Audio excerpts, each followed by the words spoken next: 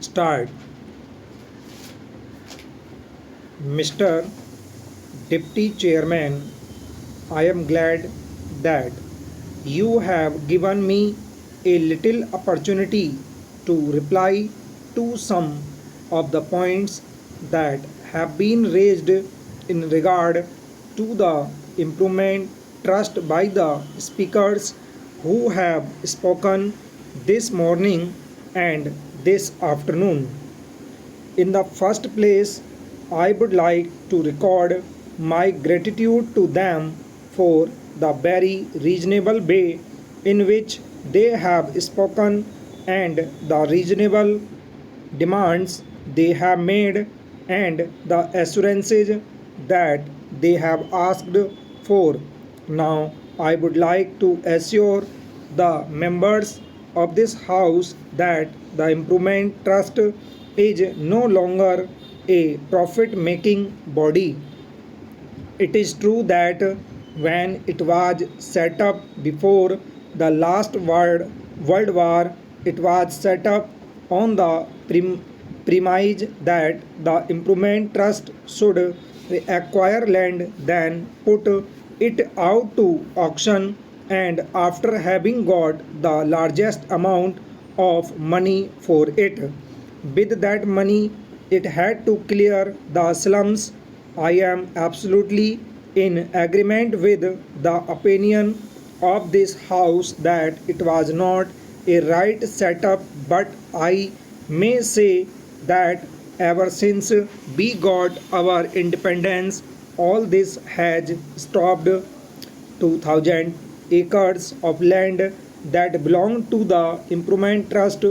were made over straightway to the refugees without any money at all. And because I was dissatisfied with the working of the Improvement Trust,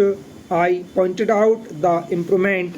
Trust Inquiry Committee, known as the Birla Committee, which put up a report, and one of the members has asked me as to what action we have taken on this particular report. Now, all the recommendations that could be taken action on at once by the executive authority were taken action on,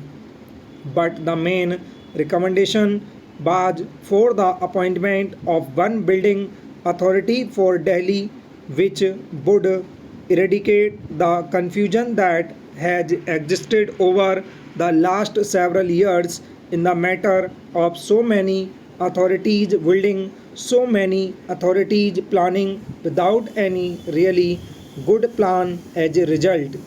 The overall result has not been good, and it accounts for the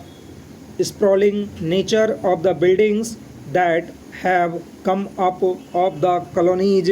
that have come up without any attention to drainage or sewerage, simply because the government realized that difficulties of the refugees, the difficulties that they were facing in the matter of accommodation and many other things, very little interference really has been indulged in on the part of the government.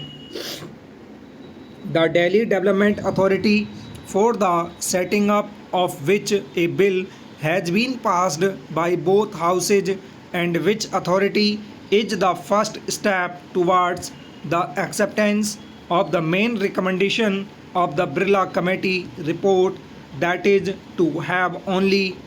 one authority in charge of buildings in Delhi. On this committee, this house is represented, the Lok Sabha is represented, and as I have said, the Delhi state government is also represented by elected members, so that nothing new is being done without reference to this committee, and this applies just as well to the Improvement Trust. As my honorable colleague said while moving This bill for consideration the powers that are asked for for the Delhi Improvement Trust are very small. They have got those powers as far as land is concerned. They only want these powers as far as buildings are concerned because whatever we may say, the fact remains that in spite of warnings, unauthorized constructions are going up all the time, even after the Delhi Development Authority came into being in November last. I have given strict orders that no one is to be evicted and nobody is evicted by the Improvement Trust and nobody has been evicted without being provided with alternative accommodation. I would like some of the members if they would to come round with me and see what has been done. Only day before yesterday morning I spent the entire morning from 9:30 to 1:30 visiting the slum areas and visiting the places to which they have been moved. If you come and see the people living in good quarters, much happier than they were before, you will know that they would not like to go back to where they were. I entirely agree that this is a human problem and it has to be tackled in a human way, and that we must not just turn out a person and let him wander about in the streets. We have got to see to it that he is accommodated, whether temporarily or alternatively, until he comes back to the place from where he was asked to go after the place has been rebuilt or until he is given accommodation elsewhere where it is possible for him to earn his livelihood. Now many refugee colonies